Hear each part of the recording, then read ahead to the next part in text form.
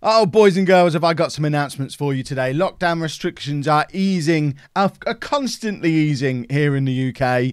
And because of that, we're finally going to be able to start getting back to some kind of normality here on the channel. So I'm not going to do the YouTuber thing where we save the announcements for the end. Let's get the announcements right out there, right up front on this video. Announcement number one, weekly vlogs are back. They will be back from next week. I've started recording the one that's going to come out next week this morning. So Mondays, 5 p.m, your usual appointment slot. Weekly vlogs are going to be back starting again from next week. And those of you who follow me on Twitter or Instagram, which you should, by the way, but those of you who follow me on Twitter or Instagram will already know the second part of the announcement. In fact, to be honest, it's almost certainly the title and thumbnail of this video, but we are going to be going back to Disneyland Paris as well. That's the other big announcement. You'll know that we originally had a trip booked for May of this year that we had to cancel when the whole pandemic thing started to kick off. Andy was so disappointed about it that we ended up on the national news multiple times talking about having to cancel our trip. He just loved going there last year so much that he couldn't cope with the idea of not going back again this year. But obviously we had to cancel it. The parks ended up shutting, so even if we hadn't have cancelled, we wouldn't have been able to go anyway. We did get our money back though for the trip, and we've been sensible. We've had that money just sat there in a separate account since we got the refund back in, I think it was April. We got the refund back late April, early May. And with the Disneyland parks being announced as reopening, in fact they're already open again now, they opened again last week, we had a little look at the prices, saw that actually, you know what, we never thought we'd be able to afford to go in August, but because they're trying to entice people back through the door, I think we probably can. So we're going to be going back in less than a month. We're going back to Disneyland Paris, and the rest of this video is going to be me answering the many questions that have appeared on Instagram off the back of that announcement, because I know lots of you are going to have lots to ask and lots you want to know about the Disneyland trip. So this is going to be like your FAQ video for stuff that you want to know about Disneyland before we end up going. So we're going to jump into those questions. I've got them all saved as screenshots. So let's jump into these and try and fire through them relatively quickly. I don't want this to be a super long video, not just because I'm recording it at 1 o'clock on Monday and trying to get it out for 5 p.m. So first question, how long are we staying there? We're going to be staying there for 3 nights, just like we did last year. We were going to be going for 4 nights in May, but we've decided to do 3 nights this time. Reasons for that will become clear. Do I think the social distancing measures will affect Andy at all? Is there anything you want to do that we didn't do last time? So 2 questions there. Social distancing measures, yeah, they'll definitely affect him. He's going to have to wear a mask all day. You saw in our trip to Nottingham the other week that if it's something he really wants to do, he is willing to wear a mask. And we asked him about it before we booked the trip. Did he want to go back to Disneyland if it meant having to wear a mask all day? And he said, yeah, he'll wear a mask all day. And now every time we mention Disneyland to him, and he's known about it for a week and a half at this point, every time he mentions it, he also mentions that he has to wear a mask. So he knows he's going to be wearing a mask when he's there.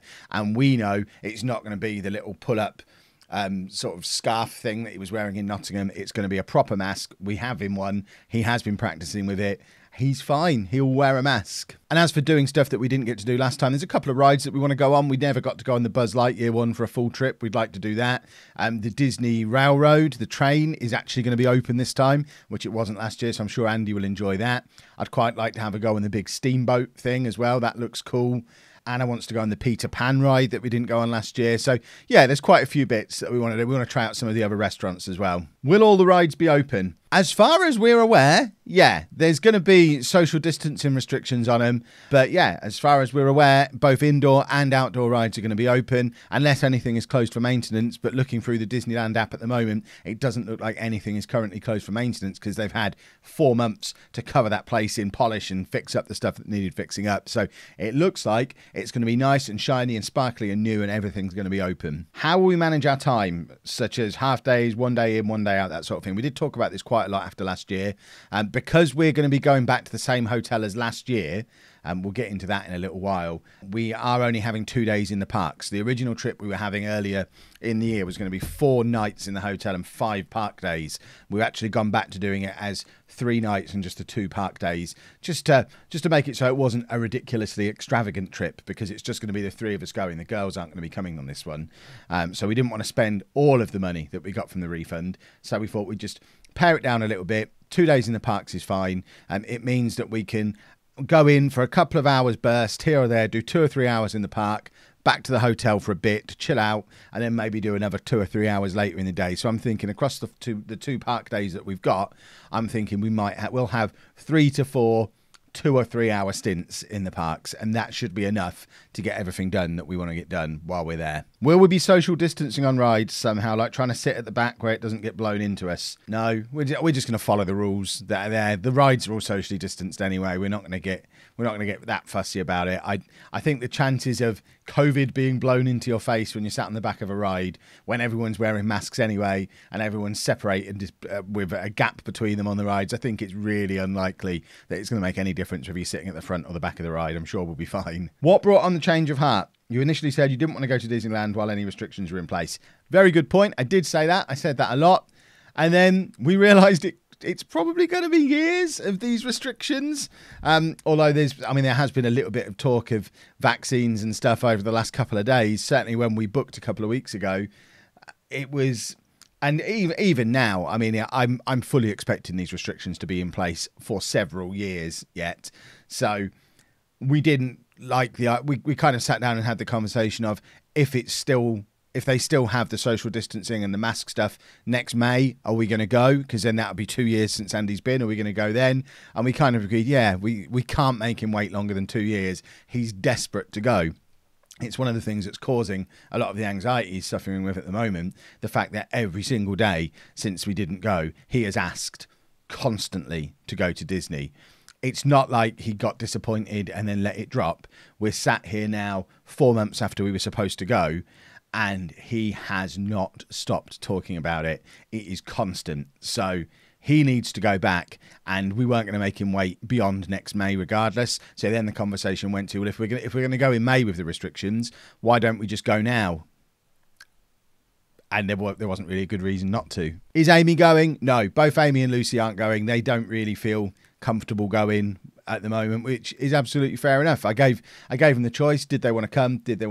Would they prefer to stay at home? They'd both rather stay at home. So we're hoping to still go next year as well. Because like I say, we've saved some of the budget that we had from the refund. We've still been saving each month into our little holiday pot anyway as time has gone on. So fingers crossed we'll still get to go next year anyway, and hopefully Amy and Lucy, or maybe just Amy, depending on what Lucy's doing with uni, hopefully they'll be able to join us then. How are we planning on helping Andy cope with Disney operating completely differently? Well, for a start, I don't think it is going to be operating completely differently. From what I can tell, it's not going to be hugely different. It's basically Disney with masks and more structured queues. Now, with Andy having his green pass anyway, because he's autistic, the queuing isn't as much of an issue for us anyway, because we don't queue up for rides anyway. We go to the disabled entry for the rides. So ride queues, it doesn't matter how they're being done. We're not going to stand in queues anyway. The mask he's comfortable wearing, and everything else looks like it's pretty much going to be functioning as normal. If there's a queue to get in a shop, we won't go to that shop. We'll book restaurants in advance. Andy isn't going to be bothered about buffets not being open. They're not doing the temperature checks. We don't go in and out of the different hotels anyway. So it's not going to be that different. It's, from his perspective, it's going to be Disney, pretty much business as usual, but he's going to have to wear a mask to do it. And he's been preparing for that. How drastic was the price difference, and did it affect your decision? The price difference was drastic. And yes, it definitely affected the decision. We're paying less to go now in the middle of August than we paid, considerably less to go now in the middle of August than we paid last year to go in May. It's a big price difference. And yeah, that's one of the reasons when it became clear that we could probably afford to go now and next year, we thought, well, why wouldn't we? Basically, we were sat there with the decision of, would we rather do it now and next year, both at Disneyland Paris, or save up longer and then maybe do Florida next year? And we did toy with that decision for a little bit longer and decided that Florida looks like it costs more than 2 trips to Disneyland Paris. We weren't going to wait any longer than next year, so we may as well do 2 trips because Andy needs it. Will we vlog the trip? Of course we'll vlog the trip. Why wouldn't we vlog the trip? Why now? Why not wait? I'll just flip that one straight back round. Why wait? Why not now?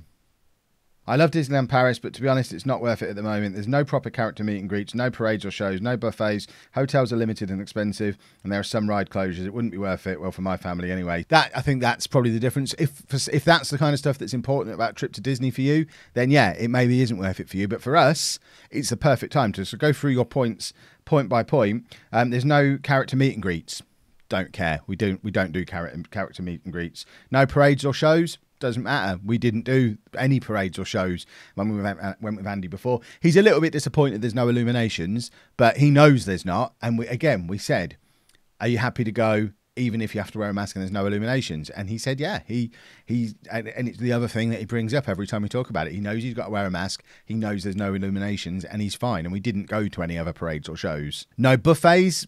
Makes no difference, really. We'll just do table dining. It's fine. Hotels are limited and expensive. Yes, hotels are limited. That's why we're going back to the one we went to last year, because the Davy Crockett one that we were going to be going to isn't available to book at the moment. We were very close to booking into the Hotel Cheyenne for the Woody's Roundup rooms, but then decided to go back to the Nature Village because we realised that being in a hotel room, with the way Andy likes to do the trip, as much as he'd enjoy a Toy Story themed hotel room, because Toy Story is his current obsession, being in a room that has no balcony, no separate area for Andy to chill out on his own, no kitchen, no bath, it's not going to be ideal for Andy. We need to be able to cook him his toast in the morning. He needs to be able to chill out on the balcony. So we just went back to the same hotel as before. And to say it's expensive is just the opposite of what I found. It's much cheaper than I've ever seen August prices before. Ever. And that, I think, gets through all of the questions that we had. We're going to be going mid-August. I'm not going to give the dates out in advance, obviously, because I don't want to give burglars the time to plan in that much detail. They'll have to keep an eye on our social media to see when we're actually away. But please don't rob our house. Even if you are that organised, please don't rob our house. But yeah, I'm really looking forward to the trip. I think it's going to be really, really cool. It's a chance for us all to get away, have a little bit of a break. And because we're going back to the resort hotel, the village nature thing, I can't say it in the French way, the village nature, I think it's called. Because we're going back there, we're quite comfortable having a couple of days where we're not even going into the parks. So when we get there on our first day, we'll probably get there around lunchtime. We've got no intention of heading to Disney that day. We're just going to enjoy being there.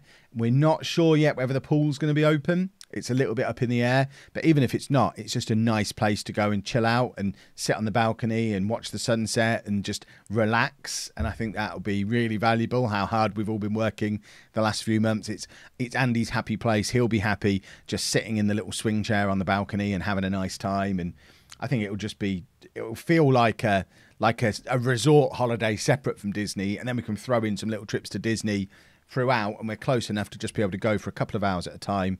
Let Andy see the bits that he wants to see. Let me and Anna see the bits that we want to do. Jump on a few of the rides. We're not the sort of people who are going to go there and want to go on 8 rides over the course of the day. A couple of rides is fine. I think we mentioned the main ones we want to go on. If we get to go on the train, if we get to go on the Peter Pan and the Buzz Lightyear one, I'd like to have a go on It's a Small World. Anna likes the Pirates ride. Andy wants to climb up the castle and have a look in there again. And really, if we get all that done over the course of a couple of days, get our Pirates of the Caribbean meal, and maybe go and have a meal at the Chez Remy, the little ratatouille restaurant. I think if we get all that done and spend the rest of the time just chilling out, relaxing, having a nice break from it all, I think it'll be perfect. So I'm really looking forward to it. I think the vlogs are going to be really cool again, and it's going to be a nice way to kickstart the return of the vlogs. So weekly vlogs starting again from next week. We're obviously going to have the Disney vlogs coming up very soon as well. Things are finally looking up again on the channel. 2020 was always supposed to be the year that the channel was going to take leaps and bounds forward and just become cooler and cooler and cooler. And we've kind of had to put a pin in that for 4 or 5 months.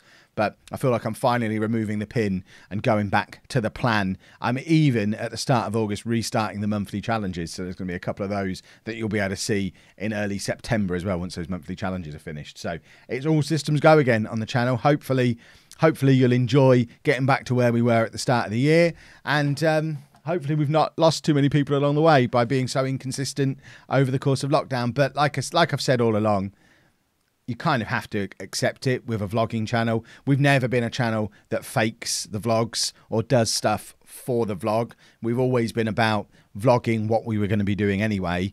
And that got old fast when what we were doing anyway was sitting at home waiting for lockdown to end. So I think we did the right thing by scaling back the content massively, because it just would have 4 months of really dull content would have been worse than 4 months of not very much content, I think. But we'll be able to start scaling things back up again now, and hopefully you'll enjoy being back on board for the ride. If you are excited, please make sure you leave a big thumbs up on the video. We'd love to get a big old pile of likes on this video to spark the algorithm off and let YouTube know that we're back as well. Subscribe to the channel, turn your notifications on if you are new, just to make sure you don't miss out on all that exciting stuff we've got to come.